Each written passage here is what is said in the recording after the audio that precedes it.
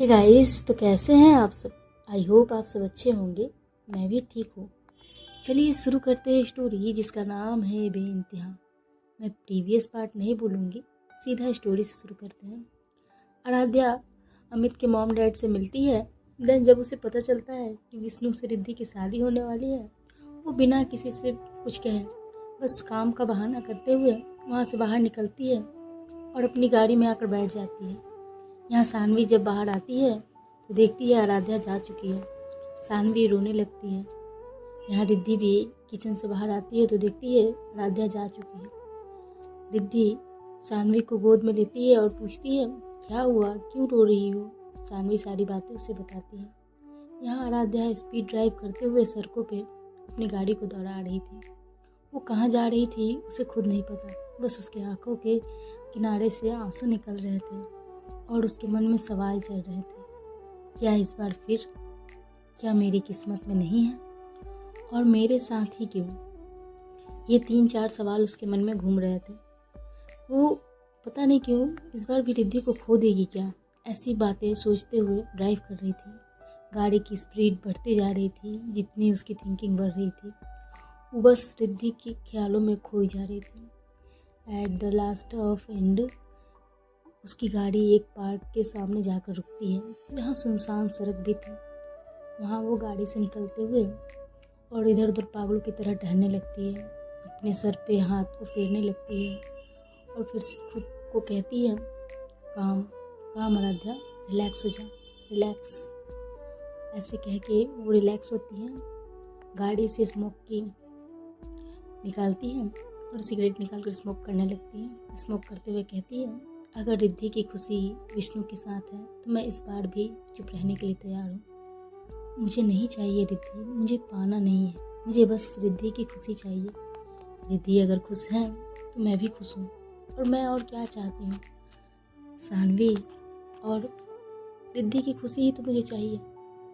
ये दोनों मेरी दुनिया है और इन दोनों की खुशी मैं ना देखूँ तो मैं कैसा प्यार के लिए तो लोग कितनी कुर्बानियाँ देते हैं। मैं तो बस ये सारे थॉट्स के साथ आराध्या खुद को संभालती है और कहती है और अपने आप को शांत करते हुए वो गाड़ी में बैठती है। बैठने के बाद अपने फेस पे एक फेक स्माइल बड़ी सी लेकर आती है और फिर वो गाड़ी को फार्म हाउस की तरफ घुमा लेती है। यू टर्न लेते हुए सॉफ्ट म्यूज़िक बजाते हुए वो फार्म हाउस की तरफ आती है। आधे घंटे के ड्राइव के बाद जब वो फार्म हाउस पहुँचती है तो देखती है मिस्का परेशान होकर हॉल में बैठी है। आराध्या की मॉम डाइनिंग टेबल पर बैठ के पता नहीं क्या सोच रही हैं। मेड्स अपने काम कर रहे हैं। आराध्या अपने आप को एकदम रिलैक्स करते हुए चेहरे पे एक बहुत बड़ी सी स्माइल के साथ, एक ही थी बट स्माइल लेकर वो इंटर करती है ताकि उसके दिल का दर्द कोई उसके चेहरे से न पहचान ले। उसकी इस बात को बहुत खूबसूरती से समझ लेती थी मिस्का, बट मिस्का तो आज परेशान थी ना। मिस्का देखती है कि आराध्या स्माइल कर रही है, फिर वो कुछ कहती नहीं है मगर वो कहती है, आ गई तू, बता अब मैं क्या करूँ। तो आराध्या कहती है, रिलैक्स रिलैक्स, मुझे अंदर तो आने दे। तो मिस्का कहती है आजा। ऐसा कह के दोनों हॉल में बैठते हैं। मिस्का कहती है, देखना यार नेहा मुझसे गुस्सा हो गई है। आराध्या कहती है, तूने ही कुछ किया होगा इसलिए तो गुस्सा हो गई। मिस्का कहती है, नहीं यार मैंने बस बोला था उन्हें डेट पे चलने को कि आप रेडी होकर आ जाइए, हम डेट पे चलेंगे। देन वो गुस्सा हो गई, पता नहीं क्यों। आराध्या कहती है, तू पागल है, गर्लफ्रेंड को डेट पे पूछा जाता है तो उसे लेकर जाया जाता है, आने को नहीं कहा जाता। उसे पहले शॉपिंग करानी पड़ती है, रेडी करना पड़ता है, देन उसे पार्लर लेके जाना चाहिए, उसके बाद डेट पर लेकर जाना चाहिए जब उसके साथ है तो। मिस्का जब ये सारी बातें सुनती है तो कहती है, ओ तेरी, ये सब भी करना होता है। तो आराध्या कहती है, हाँ ये सब भी करना पड़ता है। कैसे तू, मतलब कैसे तेरी गर्लफ्रेंड बन गई, मुझे तो समझ ही नहीं आता। तो मिस्का कहती है फ्लो फ्लो में कि हाँ तेरी नहीं है तो तुझे इतना नॉलेज है, सोच मेरी अगर होती तो तुझे कितना नॉलेज होता। आराध्या इस बात को सुनकर थोड़ी सी अपसेट होते होते फिर अपने आप को काम करती है और कहती है, अच्छा नहीं है तभी तो एक्सपीरियंस है, होती तो मैं भी तेरी तरह डम होती। ये दोनों हंसने लगते हैं। इधर मिस्का के फ़ोन पर नेहा के फ़ोन आ रहे थे, कट रहे थे। वो टिपिकल गर्लफ्रेंड्स वाली हरकतें कि तुम मुझसे बात नहीं कर रहे तो मैं तुम्हें जीने नहीं दूंगी, ऐसी कुछ बातें चल रही थी मिस्का और आराध्या की। मिस्का कहती देखना यार, ये तो एक फ़ोन करती हूँ तो बात नहीं करती, देन जब फ़ोन नहीं करती तो मुझे फ़ोन करके परेशान करती है, मैं क्या करूँ। आराध्या कहती है रिलैक्स हो, पहले डिनर कर लेते हैं, देन तो उसके लिए बहुत अच्छे से एक बुके लेकर उसके घर के बाहर जाना मिडनाइट, और उसे टेक्स्ट करना कि तू बाहर है, सारी रात बाहर रहेगी। ऐसे ऐसे एडवाइजेस देती है ब्लैकमेल करने के। कभी कभी गर्लफ्रेंड्स को ब्लैकमेल कर लेना चाहिए ताकि वो मान जाएं, क्योंकि कुछ कुछ तो इतने सख्त होते हैं कि मानते ही नहीं। आराध्या ये सारी एडवाइस देती है कि कैसे मनाना है, कैसे ब्लैकमेल करने हैं और क्या कहना है उनसे। इधर आराध्या बैठ के और डिनर टेबल पे अपनी मॉम से भी थोड़ी बहुत बातें करती है। उनकी मॉम की तबीयत थोड़ी थोड़ी अच्छी हो रही थी, वो चीज़ें पहचानने लगी थी, बातें कम भूलने लगी थी। हाँ, ये अलग थी कि उन्होंने अभी तक आराध्या को पहचाना नहीं था। आराध्या उन्हें डिनर कराती है, पूरे दिन का हाल पूछती है, फिर उन्हें डिनर करने के बाद ये लोग हॉल में बैठ के थोड़ी देर बातें करते हैं। आराध्या खुश थी कि उनकी माँ ठीक हो रही हैं, पहले से बेटर हो रही हैं। आराध्या उन्हें बोलती है कि चलिए आंटी, लेट हो गया, सोने चलते हैं। आराध्या को उन्हें आंटी कहना बिल्कुल पसंद नहीं था, पर उनकी सेहत के लिए वो उन्हें माँ कह नहीं सकती थी। सो उन्हें रूम में लेकर जाती है, मेडिसिन देती है, अच्छे से सुलाती है, उनके पाँव को अच्छे से रब करते हुए सुला देती है। जब वो सो जाती हैं तो आराध्या बाहर निकल कर आती है, मिस्का पूरी रेडी होकर फॉर्मल्स में, और कहती है देख तो मैं ठीक लग रही हूँ। आराध्या कहती पागल, ऐसे जाएगी तो रुक मैं बताती हूँ। ऐसे कह के आराध्या उसके ब्लेजर्स निकालती है, देन उसके बाल को, वो शर्ट्स के टाई वगैरह फॉर्मल्स को अनफॉर्मल करती है, देन कहती ऐसे जा। तू तो ऐसे जा रही थी जैसे मीटिंग में जा रही हो, गर्लफ्रेंड से मिलने के लिए कभी फंकी लुक्स भी लिया कर। मिस्का कहती है यार तुझे कितने अच्छे से नॉलेज है, कब कहाँ कैसे जाना है।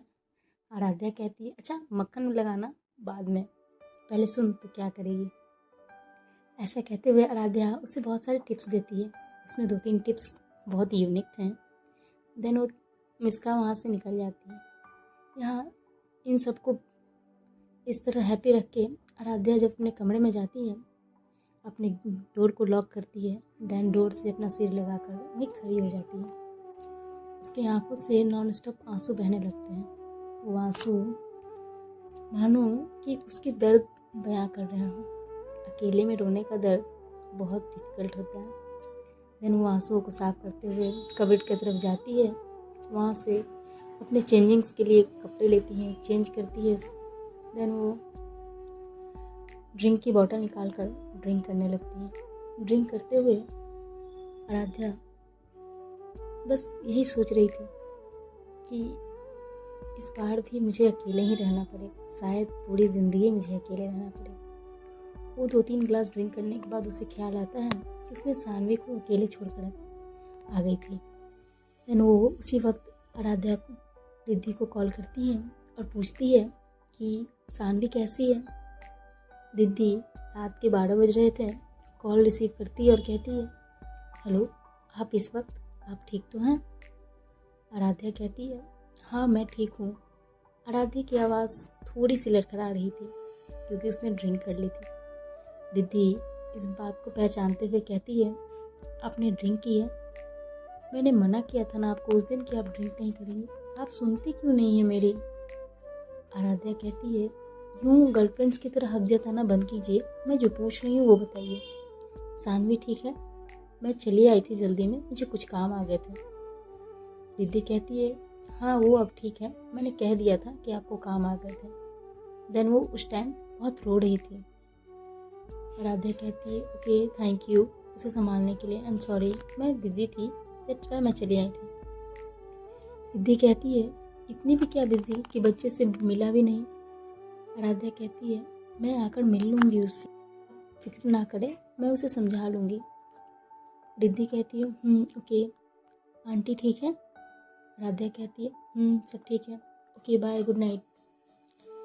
ये बात कह के जैसी रिद्धि को फ़ोन रखने के लिए आराध्या कहती है। रिद्धि कहती है सुनिए ना। तो आराध्या कहती है तो रिद्धि कहती है क्या हम थोड़ी देर बात करें। आराध्या कहती है नहीं, मैं बात नहीं कर सकती, मैं बिज़ी हूँ। रिद्धि कहती है कि ऐसा क्या कर रही हैं आप कि बिज़ी हैं।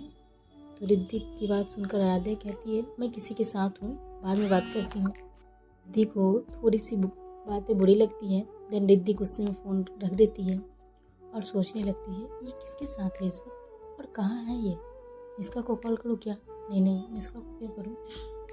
आराध्या फ़ोन तो रख दी थी, बट उसके मन में एक थोड़ी सी उम्मीद की किरण जग रही थी कि रिद्धि मुझसे बात करना चाहती है। देन वो फिर खुद को समझाती है और कहती है नहीं आराध्या, वो किसी और की होने वाली है। तो फिर उसके बारे में सोच रही है।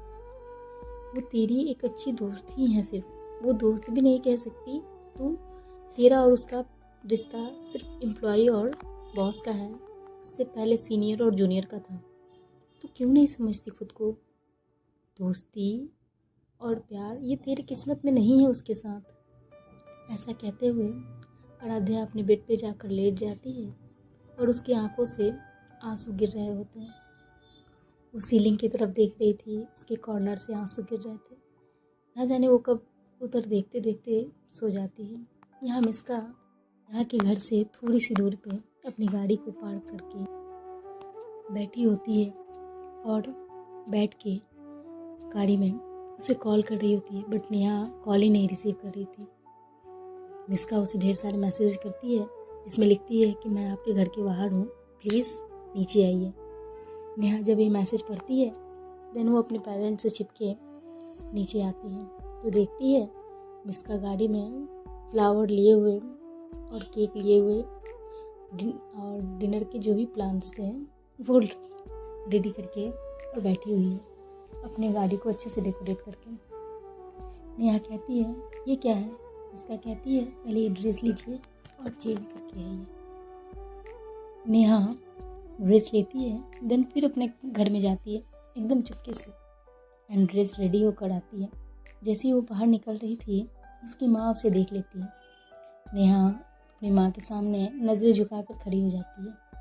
उसकी माँ उसके गाल को छूते हुए कहती है जाओ पर जल्दी आ जाना। नेहा अपनी माँ को हक करते हुए कहती है बस माँ मैं बाहर ही हूँ। उसकी माँ कहती है यहाँ मत रहना, थोड़ी दूर पे चले जाना, पापा उठेंगे तो दिक्कत हो जाएगी। नेहा कहती है तो थैंक यू माँ, so much, thank you so much. ऐसा कहते हुए वो निकलती है और मिस्का की गाड़ी में आकर बैठ जाती है और मिस्का के शोल्डर पे मारते हुए कहती है इतनी रात को मनाने आने की क्या ज़रूरत, ने देख लिया ना हमें। तो मिस्का कहती है ओह तो सासू माँ ने देख लिया। नेहा कहती है क्या है आपका, जब देखो मस्ती करते रहते हो। नेहा की इस बात पर मिस्का कहती है अब क्या करें, एक को सीरियस रहने के लिए दूसरे को मस्ती तो करनी पड़ेगी ना।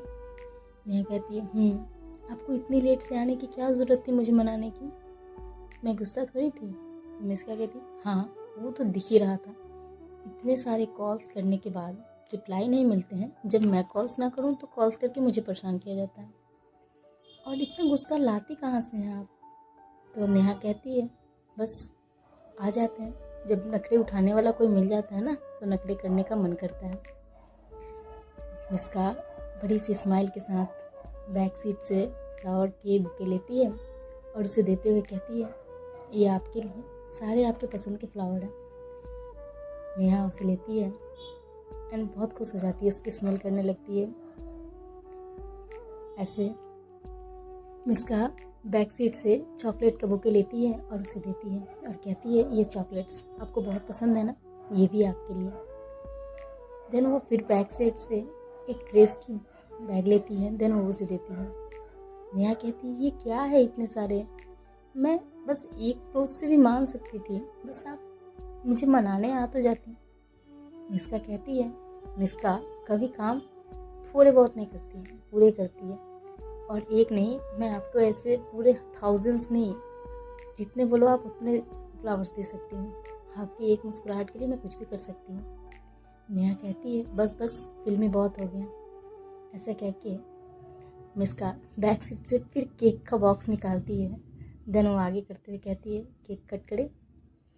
तो नेहा कहती है ऐसे वो वो लोग केक कट करते हैं, देन एक दूसरे को केक खिलाते हैं। मिस्का को शैतानी सोचती है तो मिस्का अपने लिप्स पे केक लगा लेती है। देन वो नॉर्मली केक खा रही होती है। नेहा बार बार उसे इशारा कर रही थी कि आपके फेस पे केक लगा है, बट मिस्का अनजान बनते हुए और केक खा रही थी, उसे भी खिला रही थी। नेहा अपने हाथों से उसके केक को साफ़ करने जाती है तो मिस्का कहती है ऐसे नहीं, साफ़ करना है तो कोई और तरीका यूज़ कीजिए, ये तरीका पुराना हो गया। नेहा कहती है मतलब मिस्का ये बात सुनकर कहती है मैं बताती हूँ। ऐसा कह के वो नेहा के चिक्स पे केक लगाती है। देन थोड़ा सा आगे बढ़ते हुए उसके गालों पे लिक करते हुए उसे और वो केक खा लेती है। देन नेहा कहती है क्या है आपका, हम रोड पे हैं, आपको जब देखो तब। मिस्का कहती है क्या है आपका क्या, भाई अपनी गर्लफ्रेंड को किस कर रहे हैं, किसी और को थोड़ी ना। नेहा कहती है आपको तो बस मौके चाहिए। मिस्का कहती है अब क्या करें, मौका मिलता ही नहीं है ना मुझे, जब मिले तभी ले लेना चाहिए। नेहा कहती है हे भगवान क्या होगा मेरा। मिस्का कहती है कुछ नहीं, जो होगा मेरे साथ होगा। नेहा और मिस्का दोनों बहुत ज़ोर से हंसने लगते हैं। देन नेहा कहती है अब क्या। मिस्का कहती है आप जो बोले। नेहा कहती है मैं जाती हूँ। मिस्का कहती है बट हमारी डेट। तो नेहा कहती है हो तो गई डेट। तो मिस्का कहती है नाइट डेट। तो नेहा कहती है अब भी कुछ नहीं, पहले ही हमने बहुत सारी ये अपने बाउंड्रीज क्रॉस कर चुकी हैं, अब नहीं। मिस्का कहती है ओके बट एक किस तो मिल ही सकता है। नेहा कहती है नो। मिस्का कहती है प्लीज़। नेहा कहती है नो। मिस्का कहती है प्लीज़ आई रिक्वेस्ट यू, बस ओनली वन। नेहा कहती है ओके ओनली वन, फोरहेड पे। क्या कहती है हाँ ठीक है। नेहा उसके फोरहेड पे किस करती है। जब वो फोरहेड पे किस कर रही होती है, मिस्का की नेक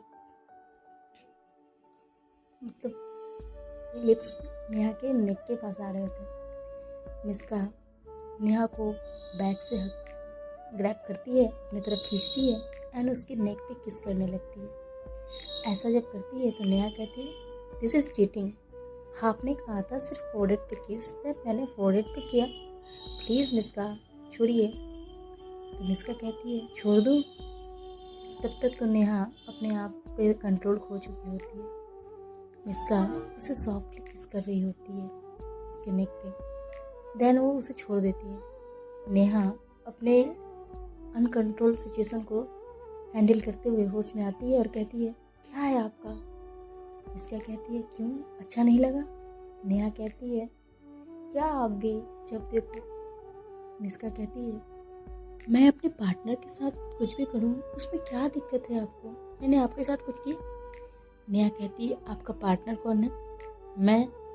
आपने किया किसके साथ, मेरे साथ। मिस्का कहती है नो, आप कभी कभी ना जालिम वाले अवतार ले लेती है।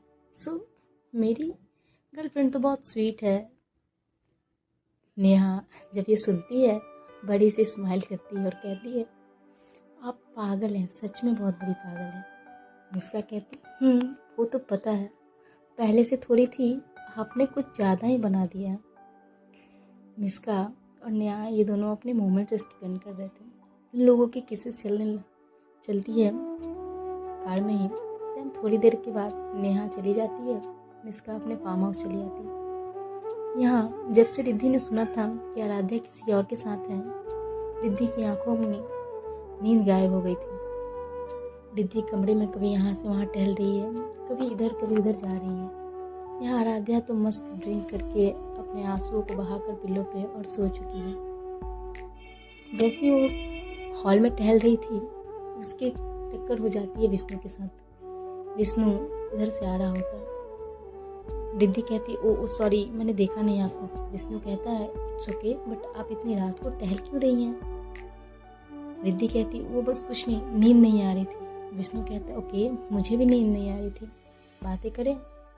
पर यहाँ रिद्धि की माइंड में तो सिर्फ आराध्या थी। रिद्धि झल्लाते हुए कहती है नहीं विष्णु प्लीज़ अभी नहीं, आप सो जाइए, मैं भी सोने जाती हूँ। और चिढ़ते हुए वो अपने कमरे में चली जाती है। देखते हैं नेक्स्ट एपिसोड में क्या होता है। और स्टोरीज आ रही हैं, डेली सुबह शाम एक एक एपिसोड आएंगे। मैंने जो भी लेट किया है वो सारे गैप हो जाएंगे। थैंक यू सो मच इंतज़ार करने के लिए, सपोर्ट करने के लिए। वोट करते रहिए कि रिद्धि और आराध्या कब